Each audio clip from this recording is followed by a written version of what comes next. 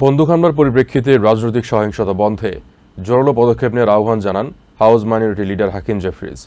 রবিবার ফক্স নিউজকে দেয়া এক সাক্ষাৎকারে তিনি বলেন, মতপার্থক্য থাকলেও সহিংসতা কখনোই সমাধান হতে পারে না।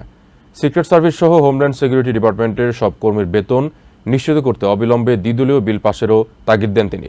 সিবিএস নিউজকে দেয়া সাক্ষাৎকারে বন্দুক সহিংসতাকে জাতীয় পর্যায়ের সমস্যা হিসেবে সমাধানের আহ্বান জানান ডেমোক্রেট জেইমি রাস্কিন।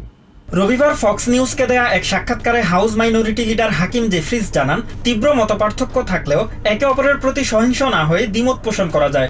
সহিংসতার পথ পরিহার করে যুক্তি ও গণতান্ত্রিক লড়াইয়ে অবতীর্ণ হওয়ার উপর গুরুত্ব দেন তিনি। বন্দুক হামলার সময় অসীম সাহসিকতা দেখানোর জন্য সিক্রেট সার্ভিস এবং অন্যান্য আইনশৃঙ্খলা রক্ষাকারী বাহিনীর প্রতি কৃতজ্ঞতা প্রকাশ করেন জেফ্রিজ। পাশাপাশি সিক্রেট সার্ভিস, টিএসএ এবং কোস্ট গার্ড সহ হোমল্যান্ড সিকিউরিটি ডিপার্টমেন্টের সব কর্মীর বেতন নিশ্চিত করতে এ বিষয়ে ঝুলে থাকা দ্বিপাক্ষিক বিলটি দ্রুত পাশের আহ্বান জানান তিনি।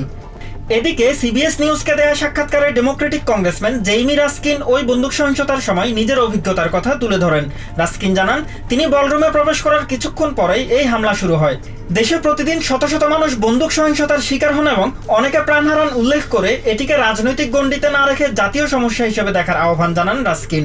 এনবিসি নিউজকে দেয়া সাক্ষাৎকারে ডেমোক্রেটিক কংগ্রেসম্যান রো খান্না এই হামলার ঘটনায় গভীর উদ্বেগ জানান। সহিংসতা বন্ধে একটি দ্বিপাক্ষিক জাতীয় কমিশন গঠনের উপর গুরুত্বারোপ করেন তিনি।